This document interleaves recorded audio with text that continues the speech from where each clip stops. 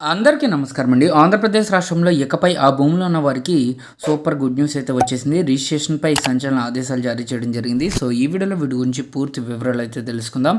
ముందుగా ఇటువంటి తాజా మరియు జెన్యూన్ అప్డేట్స్ కోసం ఛానల్‌ని సబ్స్క్రైబ్ చేసుకోండి. వీడియోని ఒక లైక్ చేసి మీ ఫ్రెండ్స్ అండ్ ఫ్యామిలీ మెంబర్స్‌తో ఇటువంటి తాజా అప్డేట్స్ షేర్ చేసుకోండి. ఆంధ్రప్రదేశ్ రాష్ట్ర ప్రజలకు ఎప్పటినుంచో ఎదురు చూస్తున్న ఒక సమస్యకు ఫుల్ స్టాప్ అయితే పడింది.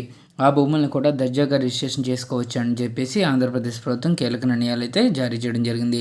సాదా బైనామాల క్రమబద్ధీకరణకు గడువును 2027 డిసెంబర్ 31 వరకు పొడిగించింది. ఒప్పంద పత్రాల ద్వారా భూములు కొనుగోలు చేసిన వారికి రిజిస్ట్రేషన్ చేసుకునే అవకాశం కూడా కల్పిస్తుంది. మంత్రిమండలి ఈ ప్రతిపాదనకు ఆమోదం అయితే తెలిపింది. ఈ సౌకర్యం కేవలం గ్రామీణ ప్రాంతాల్లోని వ్యవసాయ భూములకు మాత్రమే అయితే వర్తిస్తుంది.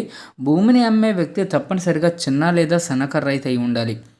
ఈ క్రమబద్ధీకరణ ప్రక్రియలో భాగంగా అర్హులైన రైతులకు కొన్ని రాయితీలు కూడా లభిస్తాయి. వారికి బదిలీ సుంకం, రిజిస్ట్రేషన్ రుసుములు, స్టాంపు డ్యూటీ వంటివి చెల్లించాల్సిన అవసరం అయితే లేదు. ఈ మినహాయింపుల వల్ల చిన్న సన్నకారు రైతులపై ఆర్థిక భారం గణనీయంగా తగ్గుతుంది. భూ రికార్డులను సరిచేసుకోవడం వారికి మరింత సులభతరం అవుతుంది. ఈ నిర్ణయం రైతుల సంక్షేమానికి దోహదపడుతుందని చెప్పేసి ప్రభుత్వం భావిస్తుంది.